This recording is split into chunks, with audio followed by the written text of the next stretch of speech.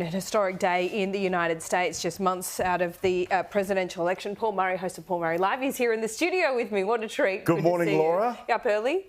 There's a 9 a.m. Well, welcome. We're glad to introduce you to it. Look, this is huge ahead of a US presidential. I don't think surprising, though.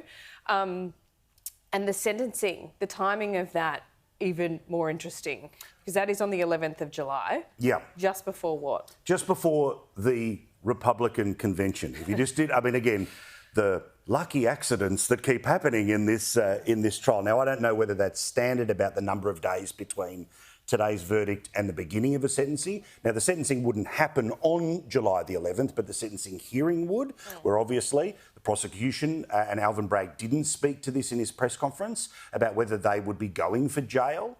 Maximum is 4 years per count, so 4 times 34 charges. That's the rest of his life in jail. They don't normally do concurrent in many cases, but again, I'm not going to pretend to be the lawyer. We're just repeating what's out and about. The idea that on the 11th, you're back in the courtroom as the convicted felon, and then, 4 days later, the whole celebration of you that is a GOP conference that happens a few days later. Well, of course, the Democrats will say that's the ultimate reminder of who the Republicans will be nominating. But I've been looking at some of the polling because while most voters, apparently the best part of 67% in a poll just yesterday from NPR, so a pretty left-leaning thing, but still, 67% say they would not change their vote regardless of guilt or innocence. They claim that 1 in 6 or 17% would move their vote if Trump was found to be guilty. This is a national poll. Yeah, correct. So it's a national poll, and as you know... Doesn't matter that much. It's down to states. But basically independents, which Trump has been winning... Which are swing voters. Correct. Yeah. They are the biggest group that have said, I can't vote for a convicted felon. Now, I should explain part of the process for people here is that the Republican Party can't get rid of him as a nominee because of the guilty verdict. That's not put into their rules. Some people who were sort of anti-Trump were suggesting that should have always been put in the rules, which was if he was found to be a criminal, and that is hard to say, but that's what's been proven by the court. Felon. 100%. And he can also be a convicted felon and run the country from jail, technically, can't he? Well, yes, and even weirder on all of this is that he could, so he lives in Florida, and under Florida law, if you are a convicted felon, you can't vote. So he may not be able to vote for himself in Florida. If he wanted to move his registration back to New York, there's a chance he could vote for himself. But I'm assuming he doesn't want to ever go back to New York, despite the fact that there's the Gold Tower and the supermodel wife. He wants to get back to Florida as soon as possible. He will be giving further comments, not tonight. It's about 7 o'clock New York time right now. It'll be 11 a.m. tomorrow, so middle of the night here. All right, very clever from him, feeding into the news cycle, keeping it going for as long as possible, already putting out the leaflet for campaign donations. Expect millions of more to go into his coffers. But let's get into a bit of friendly fire here between you and I. Let's go. Donald Trump is undermining the legal system in America. A lot of what he has claimed in that 2-minute media conference, you could call it after and during this trial, goes unchallenged. That is that it's a rigged system. That is that the judge is somehow corrupt. Yes, he donated to the Biden campaign. That is that, the jury, essentially, not his words, but if I could, couch it this way, don't know what they're talking about, being fed Channel your inner Trump, Laura. Channel your inner Trump. But in all seriousness, you can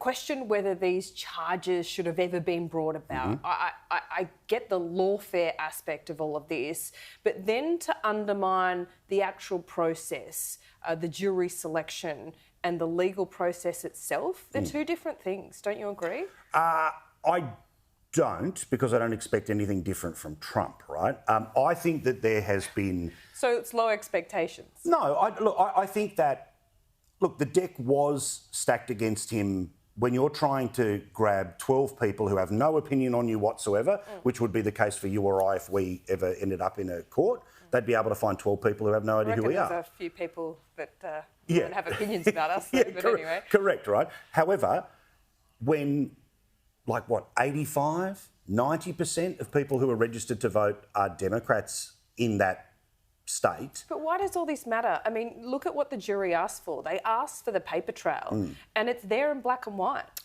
Yes, but the defence that's offered by Donald Trump, which has now been, of course, dismissed by the jury, was that even if you considered dots this close together, there's nothing that links them, right? Now, the prosecution suggested that it was Michael Cohen who was the key piece of evidence to say. Correct. Yeah, but why does that matter?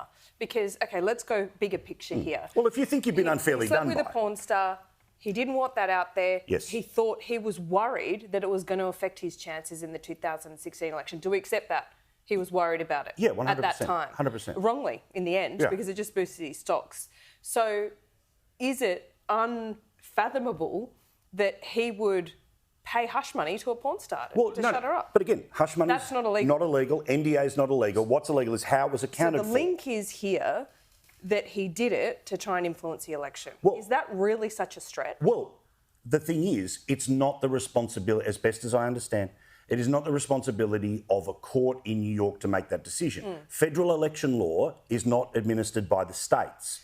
So part of the novel theory of the case was that he did these things in order to help himself politically and therefore defraud the voters. The problem is the Federal Election Commission, who could have brought that case, didn't bring that case. So? Instead, well, this is the suggestion, is that from Trump world, is that they have had a situation where Alvin Bragg came forward and said he did all of these things in furtherance of another crime.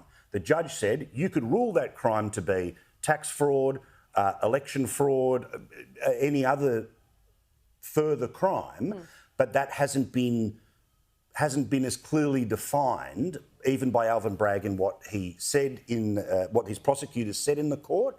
So, look, there is no surprise that he's been found guilty. All right, I agree. To me, the question is that whether these charges should have been brought about. Is it such rats and mice? Is it so low grade? Well, I think the lower grade one is him being charged for inflating his assets in order to get a loan that he paid back anyway. Well, correct. And never defaulted on. Well, and in this situation, who was defrauded? But this is America. This happens all the time, not just to Donald Trump. Well, dare I say, right? A few wags have turned around and said, "Well, welcome to the American justice system," right? Yeah. Cool. You know, well, exactly, because unlike our system, and this again is what causes so much of the frustration, is that these people are elected, they're appointed. It's not a scenario like the legal system has nothing to do with the political system. There are people literally running. Alvin Bragg, the bloke who had his job before him, wouldn't take this case.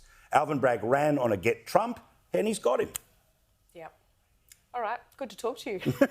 I'm happy to rant I'm around all morning if you want to have a crack. We'll do this again. Let's do it. See you, Paulie. We'll see you soon.